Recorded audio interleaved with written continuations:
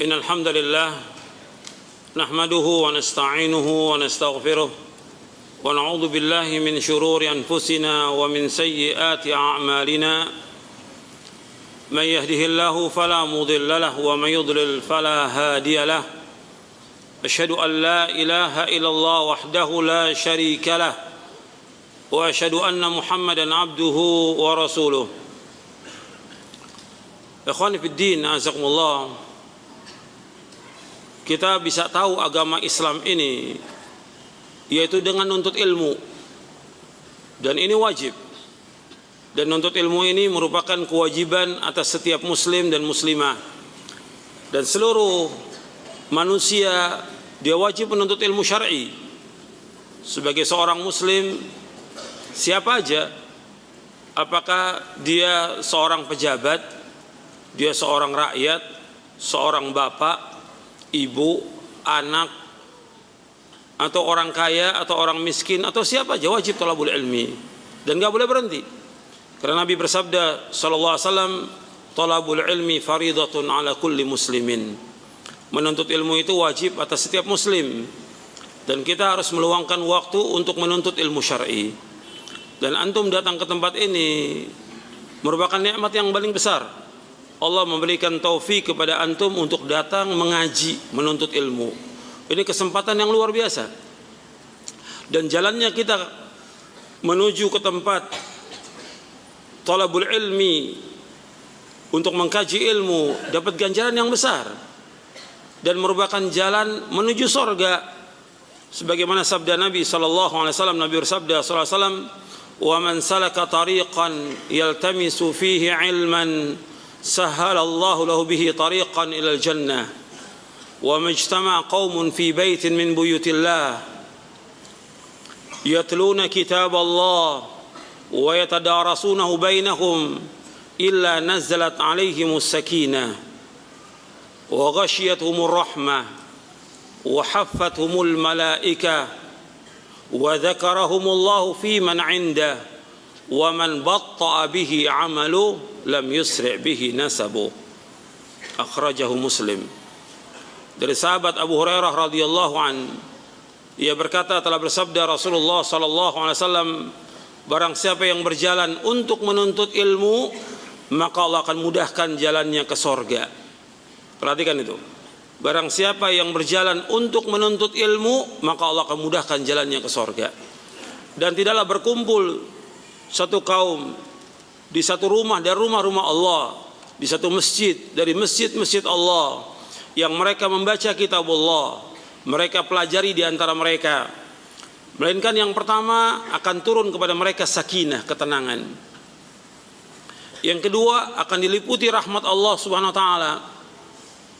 Yang ketiga akan dikelilingi oleh para malaikat.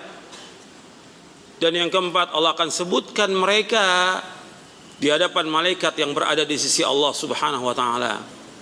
Dan barang siapa yang lambat amalnya, tidak dapat dikejar oleh nasabnya. Artinya kalau dia tidak melakukan amal-amal saleh, meskipun nasabnya tinggi, nggak akan bisa menyelamatkan dia nanti pada hari kiamat. Hadis ini sahih, diriwayatkan oleh Imam Muslim dan yang lainnya.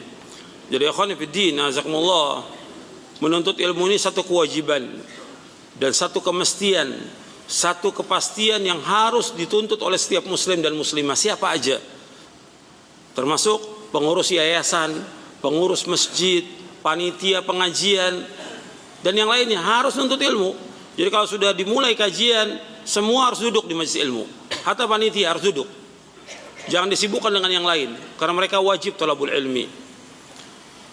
Kemudian ikhwan fillah, jazakumullah, bahwa Islam ini akan diberikan oleh Allah kejayaan, kemenangan, kemuliaan dengan ilmu dan amal saleh. Tidak dengan yang lain. Ilmu dan amal saleh. Karena Nabi Muhammad sallallahu alaihi wasallam diutus oleh Allah dengan membawa ilmu yang bermanfaat dan amal saleh. Sebagaimana Allah berfirman dalam surah At-Taubah, surah Al-Bara'ah, surah yang ke-9 ayat 33. Allah berfirman, "Huwallazi arsala rasulahu bil huda wa dinil haqq liyudhhirahu 'ala ad-dini kulli walau karihal musyrikun."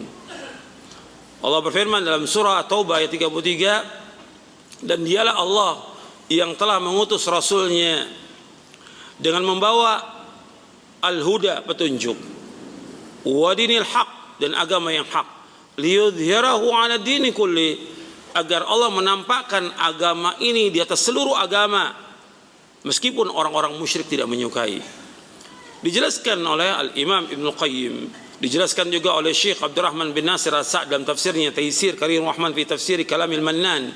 Kata beliau bahwa Allah mengutus nabinya Muhammad SAW dengan membawa al-huda, yang dikatakan al-huda al-ilmun nafi', walladzi arsala rasulahu bil huda, al-huda al-ilmun nafi', yang dikatakan petunjuk itu ilmu yang bermanfaat, wa dinil haq al-amal salih, agama yang hak yaitu amal saleh, liyudhhirahu 'ala dini kulli, agar Allah menampakkan agama ini di atas seluruh agama meskipun orang musyrik tidak suka.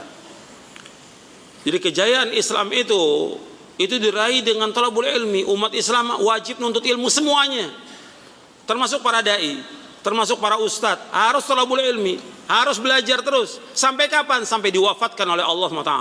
Nggak boleh berhenti. Dan nggak boleh orang merasa cukup. Saya udah pernah nuntut ilmu di pesantren, saya pernah nuntut ilmu di satu lembaga ini. Nggak cukup. Terus. Karena ilmu Allah itu sangat luas. Dan kita harus terus thalabul ilmi sampai diwafatkan oleh Allah, sebagaimana yang ditanyakan kepada Imam Ahmad bin Hanbal, Imam Abdullah Ibnul Mubarak dan yang lainnya, sampai kapan wahai imam kami nuntut ilmu? Sampai mati, sampai kita diwafatkan oleh Allah. Nggak boleh berhenti. Nggak ada istilah sibuk, nggak ada. Nggak ada. Harus luangkan waktu belajar tentang agama sampai kita paham tentang agama ini. Itu yang wajib. Yang ada sekarang ini orang merasa cukup dengan kajian-kajian umum, atau sebulan sekali atau 2 bulan sekali cukup. Nggak boleh. Dia harus thalabul ilmi, mengkaji kitab-kitab para ulama salaf, fahami Al-Quran wa sunnah ala fahmi salaf sampai dia faham. Kemudian dia wajib amalkan. Sebab ilmu untuk diamalkan, bukan untuk koleksi ilmu. Sebagaimana dikatakan oleh Abdullah bin Mas'ud radhiyallahu an, ta'allamu fa idza 'alimtum fa'malu. Belajarlah kalian. Kalau kalian sudah belajar, amalkan. Dengan ilmu dan amal saleh ini Allah akan meningkatkan kejayaan umat Islam dan juga nilai diri kita di hadapan Allah. Makanya 3 yang harus antum ingat itu. Yang pertama iman, yang kedua ilmu, yang ketiga amal saleh. Antum ingat itu. Yang pertama iman, yang kedua ilmu, yang ketiga amal saleh. Dan ini diulang-ulang oleh Allah dalam Al-Quran. Allah menjamin surga bagi orang yang beriman dan beramal saleh. Untuk melakukan amal soleh harus dengan ilmu. Makanya Ibnu Qayyim mengatakan rahimahullah, al-ilmu imamul amal. Ilmu itu imamnya amal.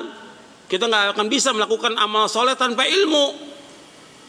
Ilmu yang bagaimana? Ilmu syar'i. Al-Quran was sunnah ala fahmi salaf, ini wajib dipelajari.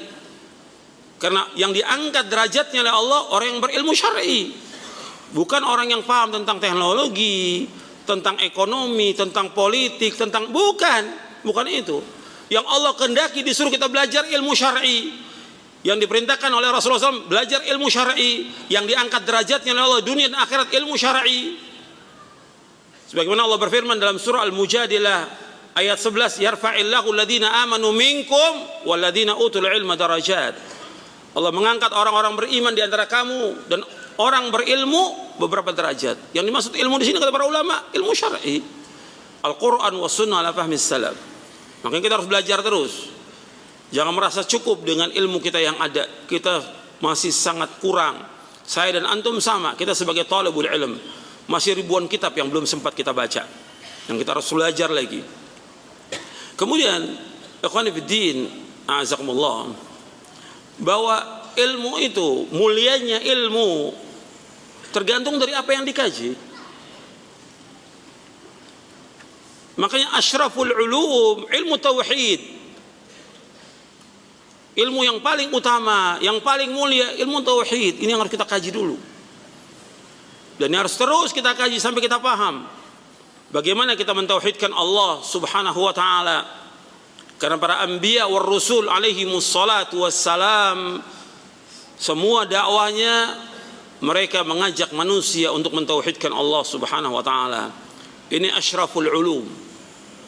ilmu yang paling mulia dari seluruh ilmu, itu ilmu tauhid. Maka ini harus kita kaji tentang tauhid ini. Nggak boleh berhenti. Jangan merasa cukup, saya udah pernah mengkaji tentang tauhid, sudah selesai. Nggak cukup. Antum sudah berapa kali namatkan? 10 kali aja masih terus kita harus pelajari lagi. Karena dulu para ulama menamatkan kitab itu nggak cukup sekali. Ada yang menamatkan sampai 20 kali. Ada yang menamatkan sampai 50 kali. Gitu. Dan kita merasa kadang-kadang baru baca satu kitab udah cukup. Sudah ngajar lagi. Sudah ngajar. Kapan dia belajarnya dan siapa yang bimbing dia? Nggak boleh. Dia harus pelajari, tamatkan kitab itu berkali-kali sampai dia paham, baru dia boleh ngajarkan. Dan juga dia harus tanya kepada orang yang lebih ahli, yang paham tentang itu. Dan kitab ini mempunyai syarah banyak, puluhan syarahnya. Nanti saya akan jelaskan bagaimana dai itu dia wajib untuk berilmu dan dia tidak boleh berdakwah kalau dia tidak punya ilmu. Mudah-mudahan dari apa yang kita kaji bermanfaat untuk saya, untuk antum sekalian. Wassalamualaikum warahmatullahi wabarakatuh.